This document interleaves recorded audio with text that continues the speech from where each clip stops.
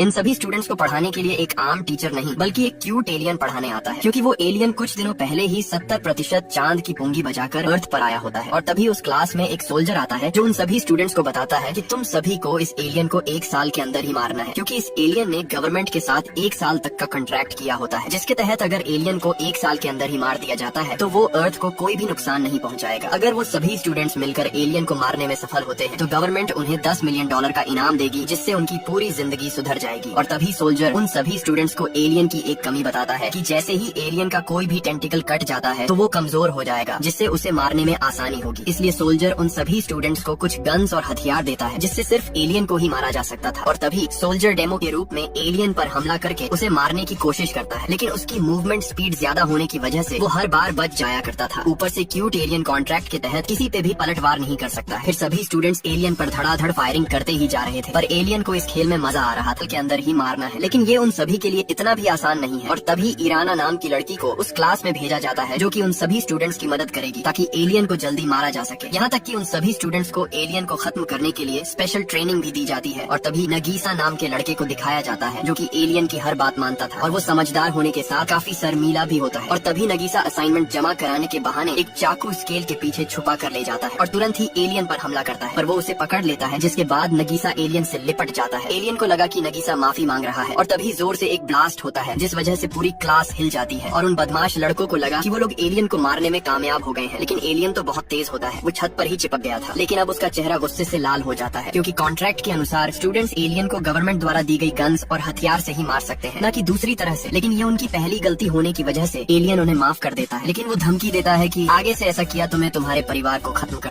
Alien जब garden में बैठकर बुक्स पढ़ रहा था कि तभी वो सभी स्टूडेंट्स उसे एक जाल में फंसाकर पकड़ लेते हैं और सभी लोग उस पर फायरिंग करने लगते हैं। लेकिन एलियन की मूवमेंट स्पीड इतनी ज्यादा तेज होती है कि वो बचते हुए जाली को ही तोड़ डालता है और नीचे गिर जाता है। सभी स्टूडेंट्स एलियन को खत्म करने की बहुत कोशिश करते हैं, पर वो बहुत तेज होता है। और तभी वहाँ पर कर्मा नाम का न्यू स्टूडेंट आता है और जैसे ही कर्मा एलियन से हाथ मिलाता है तो एलियन को चोट लग जाती है। और अब पहली बार किसी ने एलियन को चोट पहुंचाई थी, क्योंकि आज तक कोई भी एलियन को मार नहीं सका। और तभी कर्मा बताता है कि उसने अपने हाथ पर बहुत सारी ब्लेड लगाई हुई थी। कर्मा सभी स्टूडेंट्स में से बहुत इंटेलिजेंट लड़का होता है और अब सभी स्टूडेंट्स को लग रहा था कि कर्मा एलियन को खत्म करने में उनकी मदद करेगा। लेकिन कर्मा कितनी भी कोशिश करता था तो वो भी एलियन को मारने में नाकामयाब रहता था। और तभी गवर्नमेंट पर बढ़ते दबाव के कारण वो एक ए स्टूडेंट को क्लास में भेजती है और तभी वो एलियन को टारगेट बनाकर बहुत से हथियारों से उस पर हमला करती है। लेकिन एलियन के मूवमेंट स्पीड के आगे वो एआई रोबोट भी नाकामयाब हो जाती है। लेकिन फायरिंग के दौरान सभी स्टूडेंट्स बेंच के नीचे छुप जाते हैं, क्योंकि उन्हें भी गोली लगने का खतरा हो सकता था, जिससे नाराज होकर वो लोग उस एआई रोबोट को जंजीरों से बांधकर कोने में बैठा देते हैं। अब एलियन उस एआई स्टूडेंट को बताता है कि अगर तुम मुझे खत्म करना चाहती हो तो तुम्हें सभी स्टूडेंट्स के साथ मिलकर काम करना पड़ेगा, ना कि